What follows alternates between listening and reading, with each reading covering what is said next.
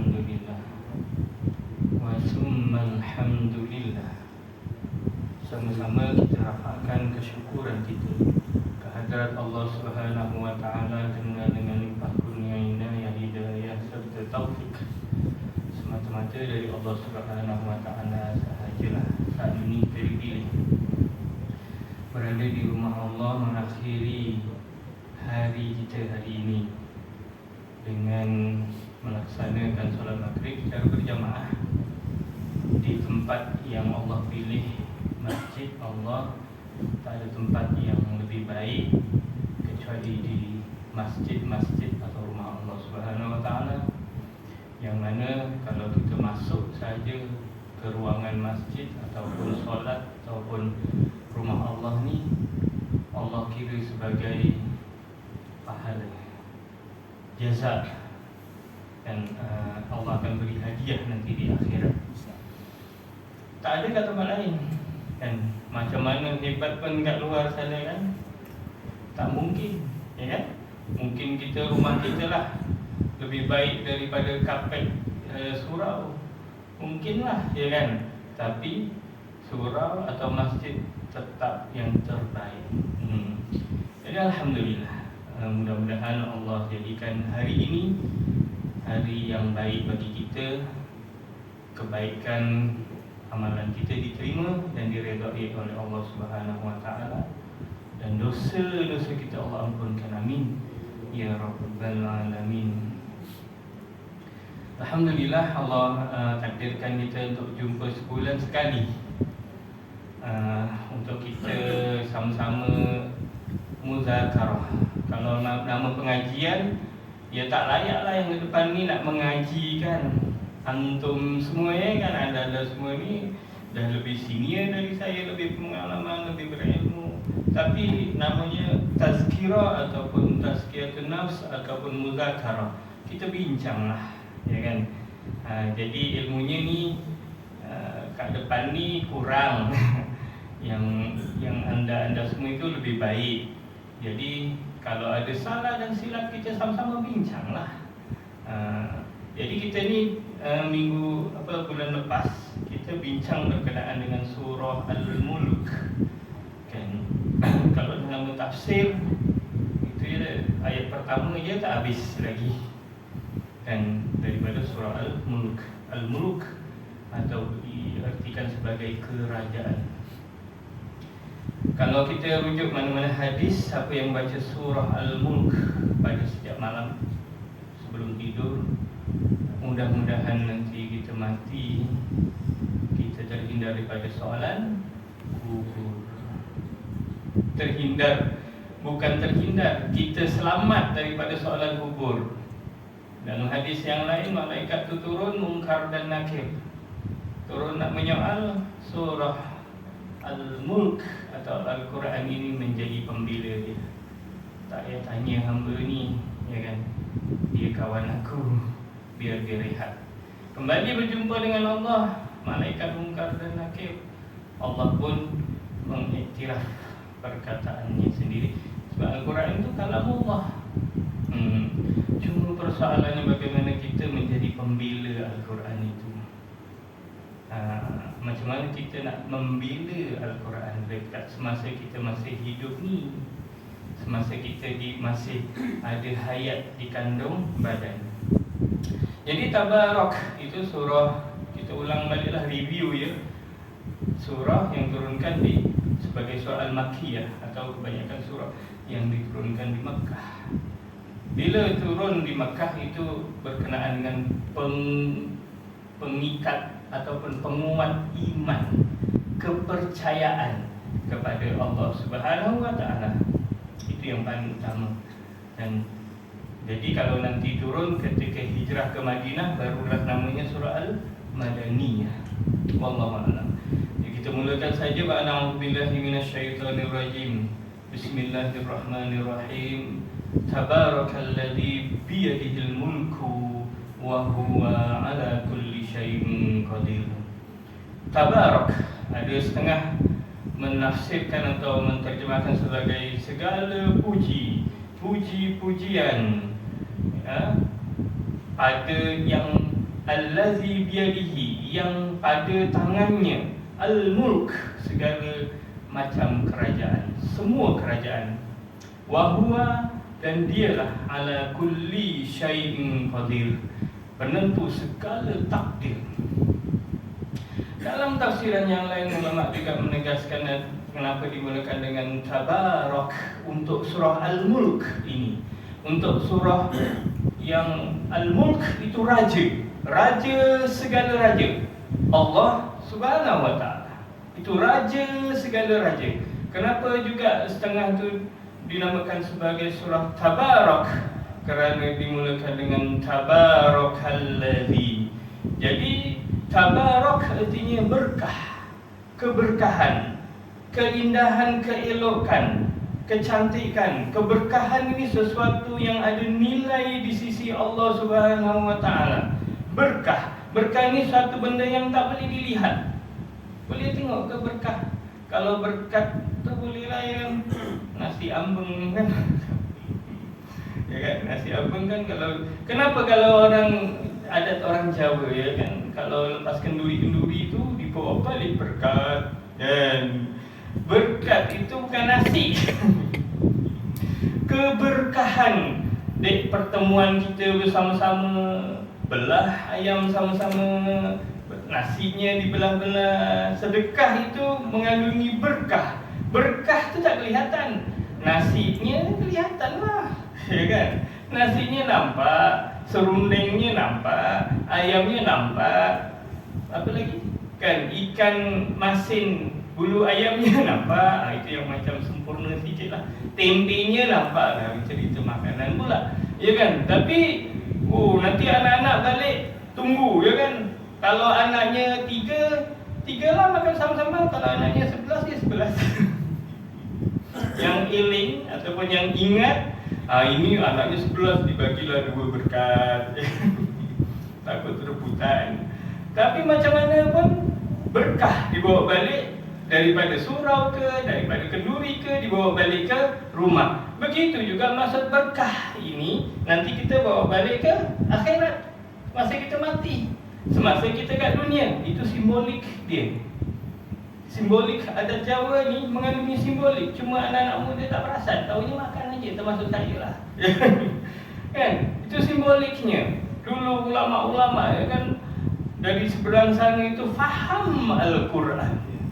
Jadi dijadikanlah nama makanannya pun berkah, ya kan? Sesuatu yang dibawa balik. Maksud kan, praktik dalam kehidupan juga, semua yang kita lakukan di atas muka bumi ini kita mengharapkan berkah.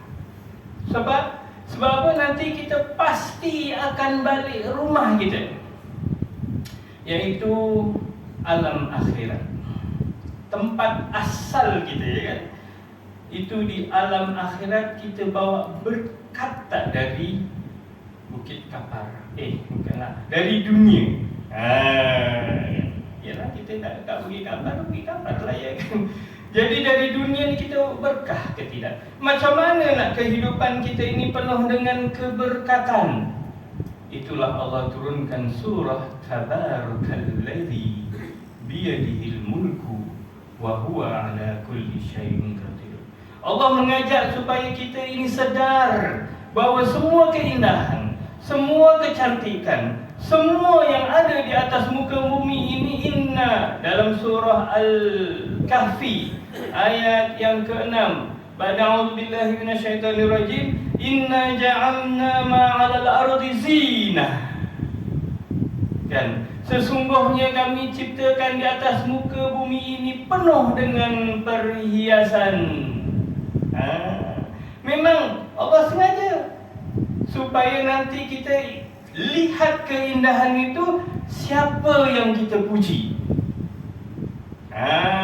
Penciptanya yang bernama manusiakah yang kita puji, atau kita puji Allah Subhanahu wa ta'ala? Sebab itu Allah mengingatkan kita, semua keberkahan, semua keindahan, semua kecantikan, semua kejayaan, semua hasil rezeki, apa saja yang berada di atas muka bumi ini adalah Tabarakalladzi biyadihil mulk. disebabkan oleh keberkatan yang di tangannya segala kerajaan, sama ada di langit ataupun di bumi. Wa huwa, dan dialah penentu segala takdir. Sebab itu selepas kita solat, kita baca istighfar. Selepas baca istighfar, kita baca la ilaha illallah wahdahu la syarikalah. Tiada Tuhan yang kita sembah, yang kita sandar, yang kita harap melainkan Allah Subhanahu wa ta'ala. La ilaha illallah wahdahu, yang Maha Esa, la syarikalah, tiada syarikat, tiada syirik, tak ada siapa yang menandingi atau sama dengan Allah SWT untuk kita puji. Wa huwa ala kulli syai'in qadir, kan? Imamnya selalu bawa, kan? Betul kan? Kalau lepas maghrib itu diulang 10 kali, lepas subuh ulang 10 kali, betul kan? Kalau waktu lain 3 kali sebab kita sibuk, kadang tak baca pun, macam saya lah.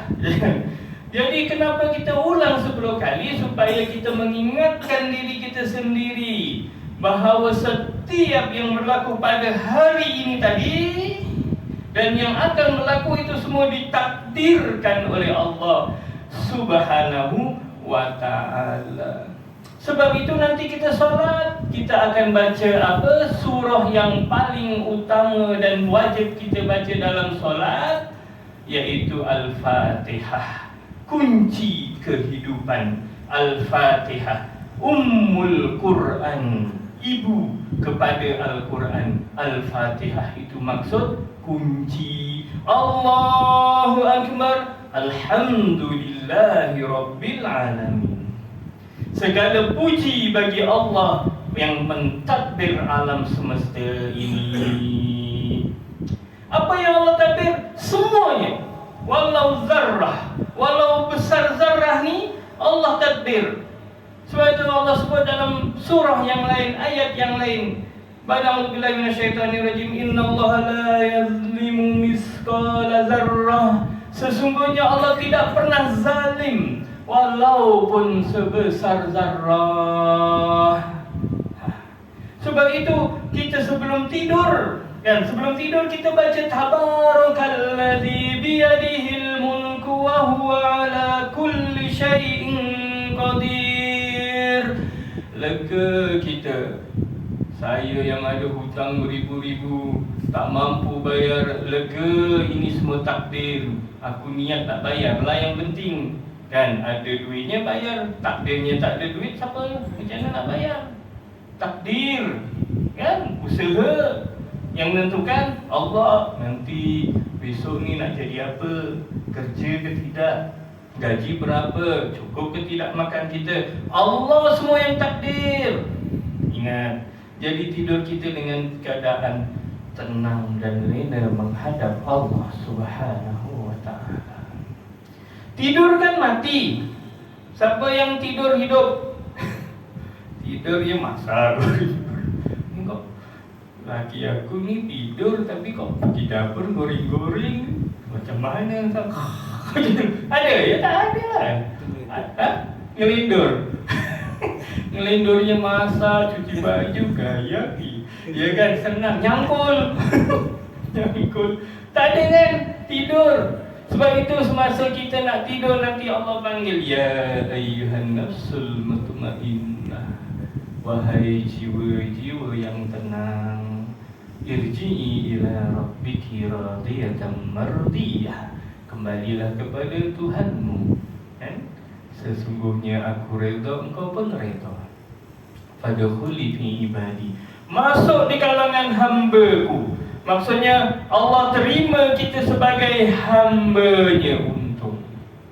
Wadkhuli jannati, bila Allah terima kita sebagai hamba, maka Allah terima masuk ke dalam syurga-Nya. Itu. Macam mana nak kita terima sebagai hamba? Selalu hanya memuji Allah. Suami ni garang, buanteng di alam semesta, paling ganteng dia lah, ya kan? Yang dipujinya Allah. Dalam hati dipuji, ya Allah, keindahanmu, Tapi macam mustahil juga ya kan? Tapi itu yang perlu kan? Baca surah Tabarak, tengok hari ini lagi lah Facebook ada, TikTok ada, segala macam yang lalu sunyi kan. Orang kalau lelaki tu tengok orang cantik-cantik, maaf kata kan, kadang ditutup cuma nampak matanya je, diterenung-renung sebab cantik contohnya. Cuba kembalikan ke Allah Subhanahu wa Ta'ala. Pujian semua kepada Allah. Akhirnya kita segan dengan Allah. Tak tengoklah bininya lagi cantik kan, kita ni satu-satu. Bulu matanya ada berapa ni? Semalam 12, sekarang kok lebih satu. Maskara kan. Akhirnya kita mensyukuri nikmat Allah Subhanahu wa Ta'ala. Jadi Allah turunkan surah Tabarak ini untuk kita baca, bukan baca sekadar macam bahimatul an'am, haiwan ternakan atau burung kakak tua lah, maaf kata, betul lah. Supaya kita telusuri dan faham isi kandungan untuk kita praktikkan dalam kehidupan kita kan, untuk kita lakukan dalam kehidupan kita. Macam mana perasaan kita dengan Allah Subhanahu wa Ta'ala.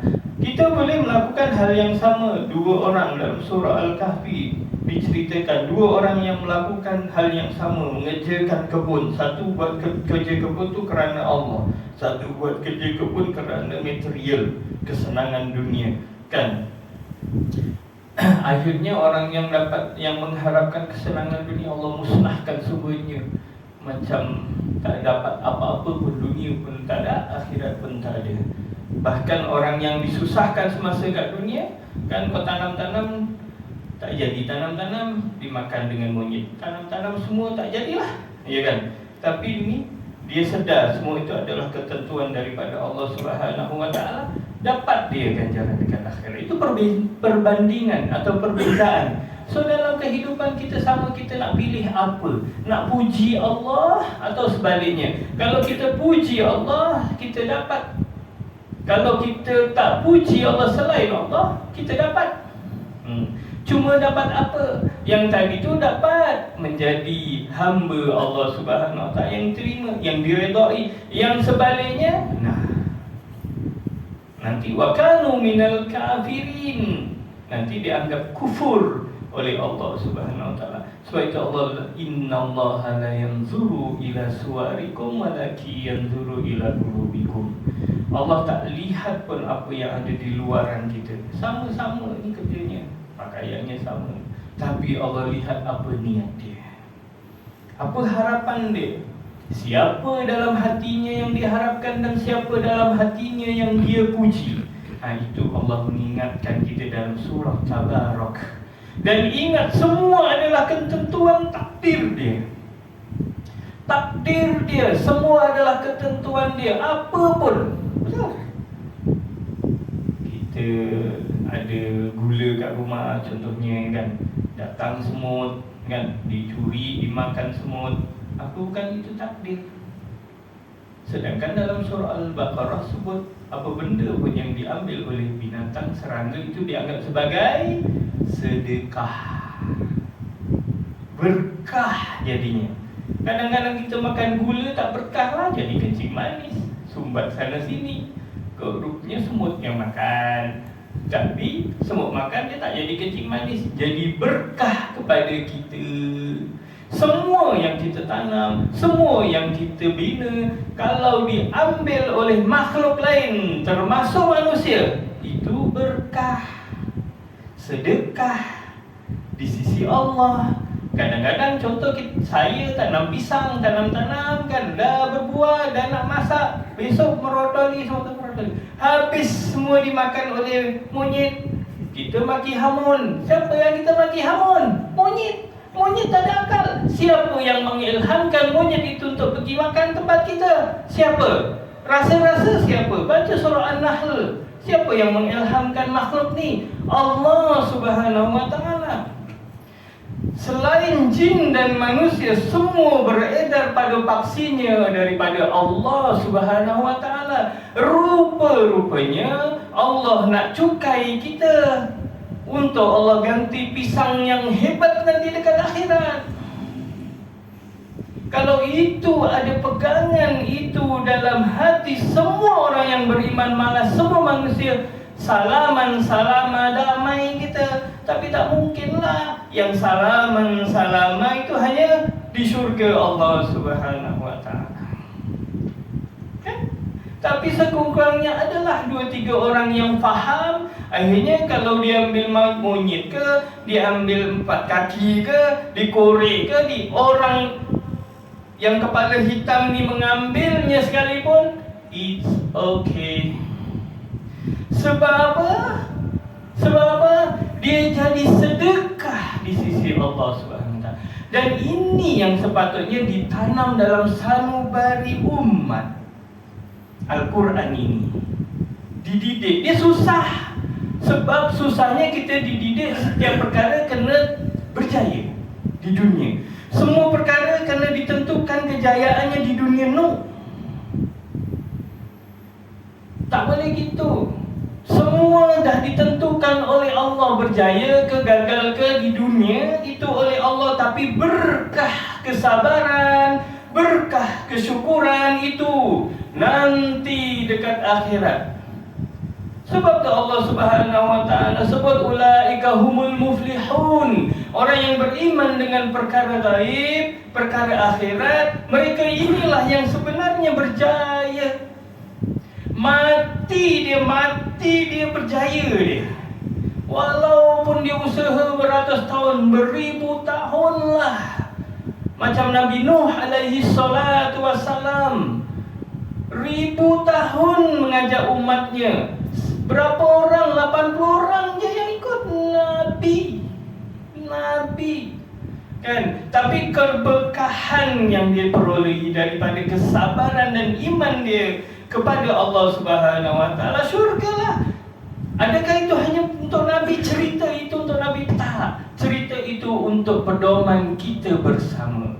Kita umat akhir zaman. Nabi dah tak dengan kita 1400 lebih tahun.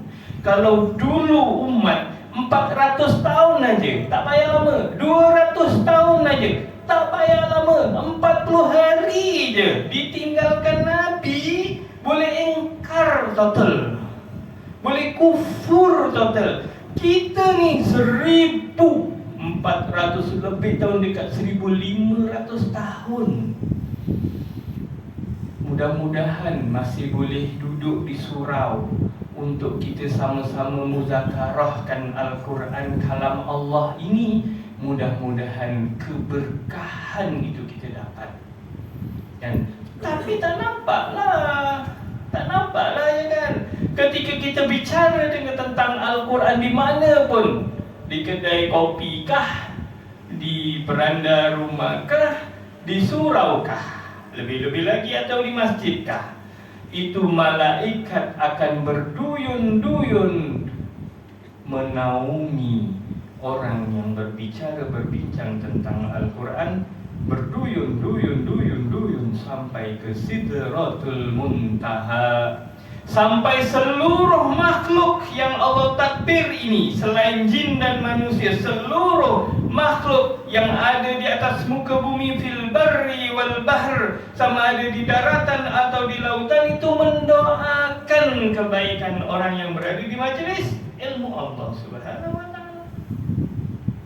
Dan itu permulaan Allah mengajak kita untuk mendapat keberkahan itu adalah Subhanallah, pujilah Allah dari sanubari yang benar.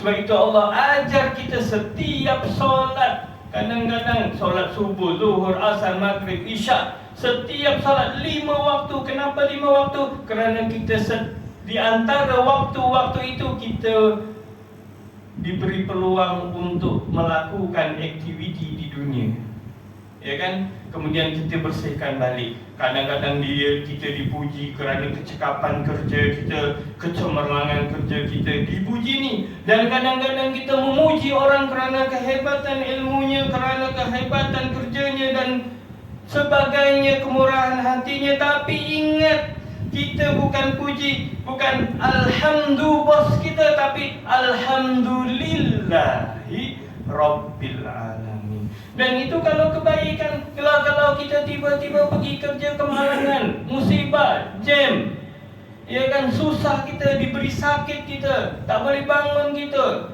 tak boleh makan kita, baring saja kita, ataupun apa saja keburukan yang kita alami, musibah, kan, tetap kita baca Alhamdulillahi Rabbil Alamin. Betul kan?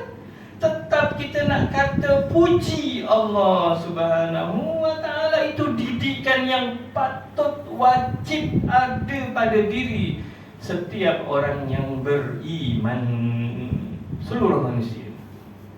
Amin. Itu kan. Sebab itu dimulakan. Sebab itu ayat surah Al-Mulk ini merupakan karomah kemuliaannya. Nanti akan kembali kita menemui Allah, masuk kita dalam kubur, kita tenang. Kita tak disibukkan dengan soalan-soalan kubur. Ma rabbuka, siapa Tuhan kamu? Gaji habis kena peletuk, kena pukul dia sampai 70 hasta, korek balik, tanya balik sampai dia boleh jawab. Dah kalau kat dunia ni kita tak perasan yang dunia ini Allah yang takbir, segalanya Allah yang takbir. Kalau kita solat pun kita lalai. Maksud lalai bukan kita solat tu ingat macam-macam, tak. Kita lalai. Dalam solat kita masih mengharapkan pujian. Kita solat nak memuji selain Allah. Kita solat kita mengharapkan selain Allah juga. Nanti ditanya yang selain Allah lah kita jawab masa dalam kubur. Gitu. Nanti sampai dah boleh jawab Allahu Rabbi, lega. Ma imamuka. Soalan kedua pula, kan, entah berapa ratus tahun lagi dekat dalam kubur tu, ma'iyya tu billahi min zalik. Sebab itu, maaf, surah Al-Mulk ini ayat 1, ayat 2 cukup untuk kita faham keseluruhan surah. Sebab itu nanti ketika Allah ajak kita puji dia, puji dia, puji dia, puji dia, ingatkan kita dalam diri kita ada sekurang-kurangnya 4 perkara yang kita ketahui. Kita ada roh, kita ada nafsu, kita ada akal, dan kita ada gerak ni. Ada mata, ini panca indera. Kita ada nafsu, kita ada roh, kita ada nafsu, kita ada akal, dan kita ada panca indera. Mata, telinga, hidung, bau, dan semuanya ni. Dan macam mana roh inilah yang akan mengontrol 3 perkara ini, atau 3 perkara ini yang mengontrol roh. Sebab itu kalau roh yang kontrol 3 perkara ini, mati kita tak mati, roh hidup, roh mati kan. Tapi itu nanti dalam kubur siapa yang ditanya? Kan?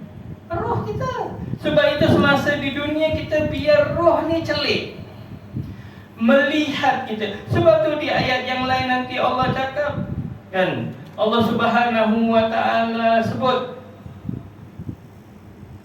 Qul huwallazi ansha'akum wa ja'alakumus sam'a wal absara wal afidah qalilan ma tashkurun. Katakanlah dialah yang menjadikan kamu, menghidupkan kamu, mencipta kamu, mereka bentuk kamu, dan kami jadikan pada diri kamu itu as-sam'a, pendengaran, wal absar, penglihatan, wal afidah, dan hati. Qalilan ma tashkurun, sikit yang bersyukur. Nah, sikit yang nak puji Allah, sikit yang nak tenangkan ini semua dari Allah.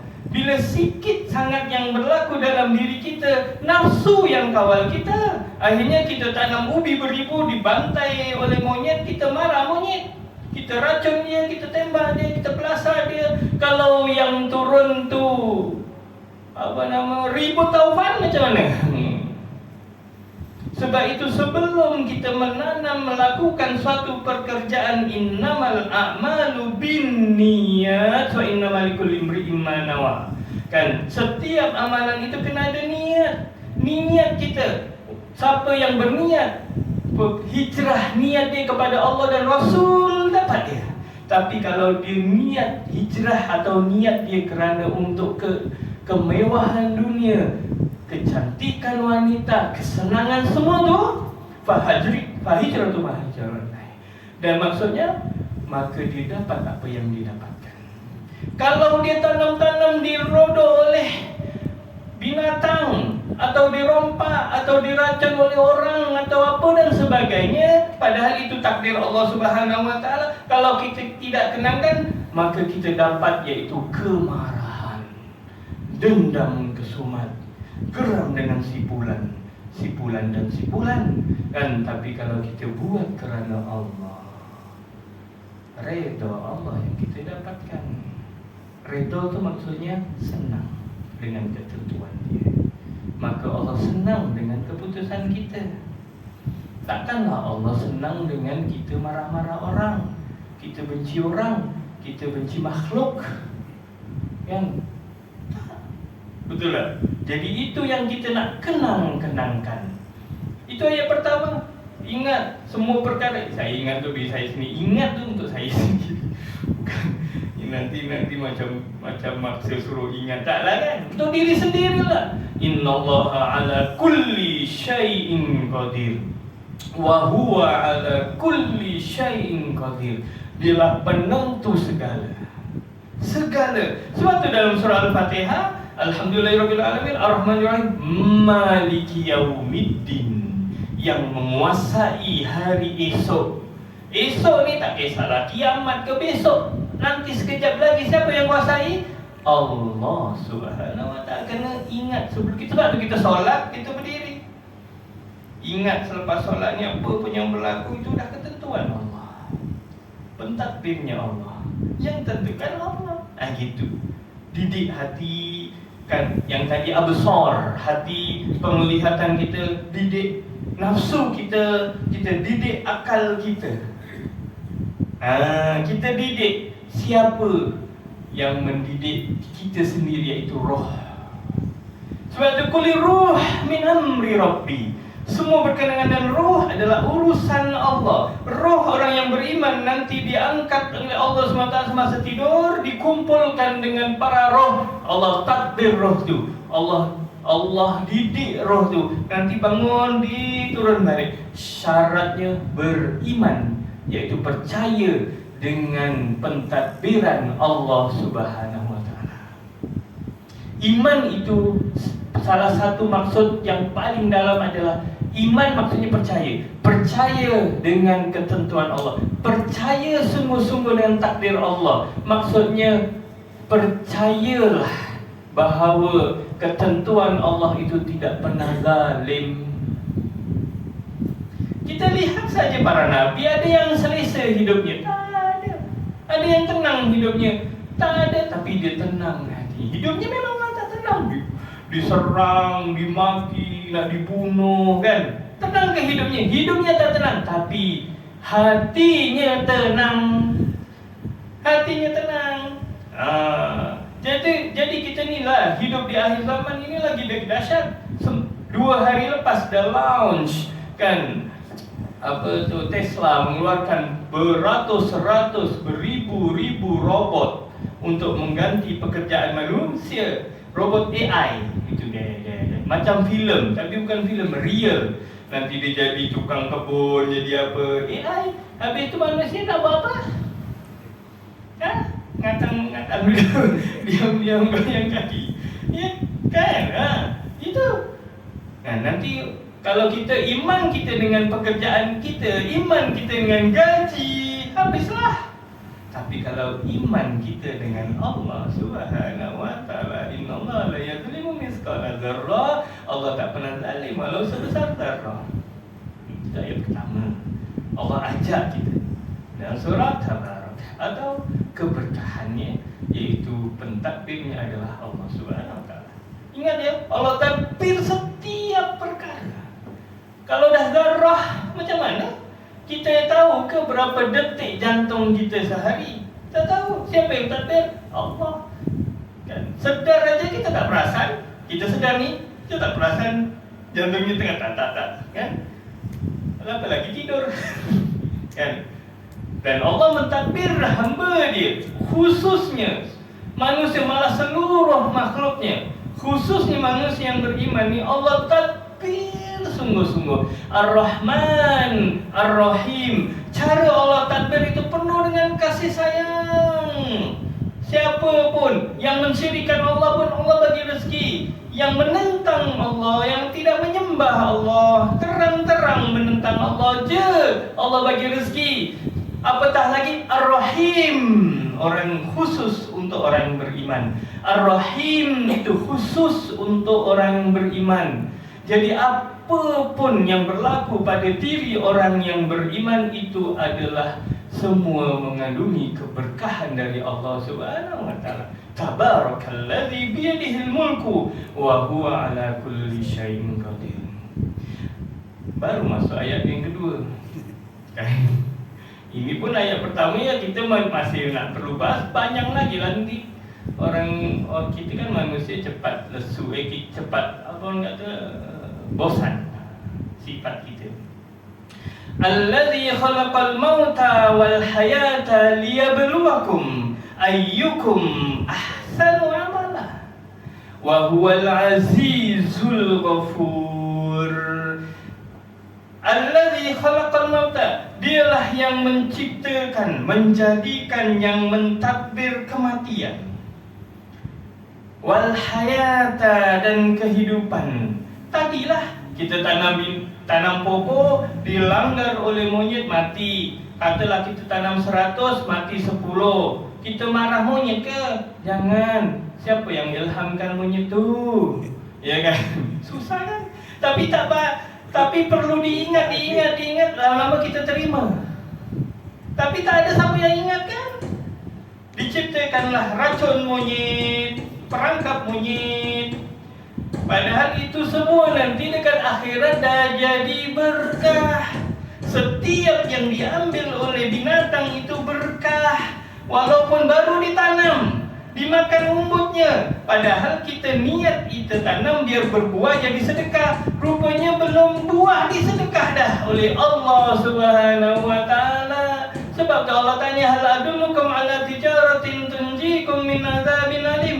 Nak tak aku tunjukkan kamu satu perniagaan yang boleh menyelamatkan kamu dari azab yang pedih. Apa perniagaan? Serahkan seluruh kehidupan kita pada Allah Subhanahu wa taala.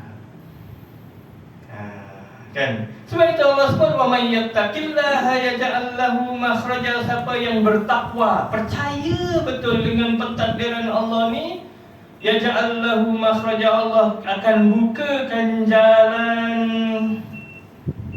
Kan? Wa may yatawakkal 'ala Allah fa huwa hasbuh. Siapa yang berserah diri kepada Allah Subhanahu wa taala, maka Allah selesaikan segala urusan dia. Urusan kita kat dunia Allah selesaikan.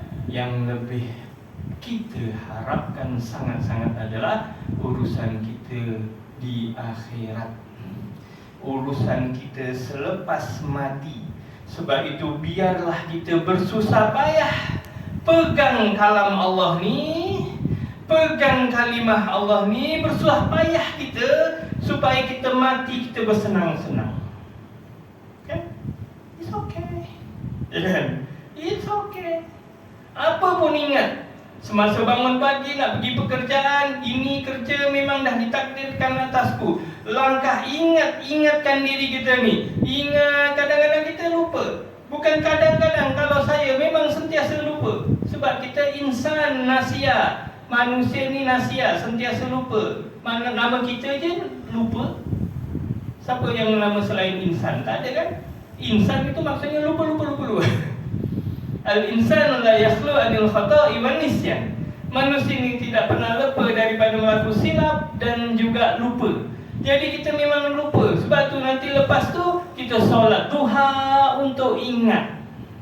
Solat duha untuk kautim dengan Allah, kita ingat, kita puji dia. Bukan nak suruh Allah turunkan rezeki. Rezeki dah ditentukan. Supaya kita ingat, Allahumma inna duha duhauka wal baha-baha, semuanya milikmu. Allahumma in kana rizqi fis sama fanzilhu. Kalau memang ketentuan rezeki aku di langit, pasti engkau turunkan. Itu pucuk hati solat duha tu. Pucuk hati. Selain mengharapkan keberkatan, keberkahan dan redha Allah Subhanahu wa taala dalam setiap tingkah kita. Dan nanti solat zuhur diingatkan lagi. Kita alhamdulillah. Walaupun baru lepas kemalangan, alhamdulillah. Tak ada ucapan lain, tak ada kan? Alhamdulillahirabbil alamin. Segala puji Allah yang mentadbir aku ni, yang mentakdirkan aku ni kemalangan ke, sihat ke, cergas ke, sakit ke, apa ke, whatever lah. Gitu. Dan baru masuk ayat kedua tapi sudah habis waktu. Yalah, tak apa. Malam ini kalau kita cuba niat pada Allah, ya Allah aku nak praktikkan, dan kalau kita tak mampu pun mati kita, insya Allah mati kita dan husnul khatimah. Ya. Kebanyak pun dosa kita sebesar langit dan bumi, kita kembalikan kepada Allah. Allah ampunkan dan Allah tak peduli dosa kita pun.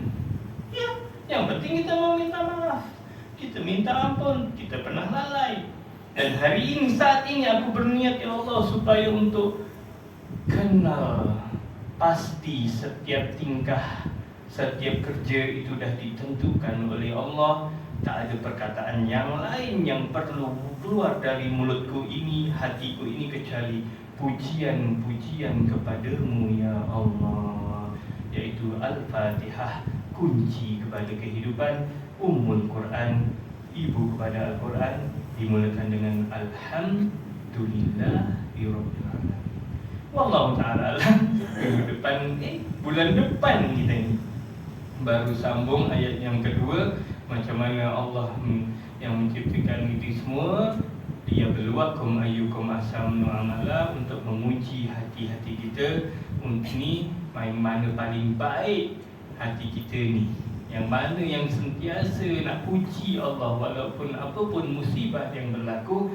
Dan kalaupun kita terlanggar, walaupun kita terlupa, walaupun kita maki hamun, wa huwal azizul ghafur, Dia maha perkasa dan Dia maha pengampun.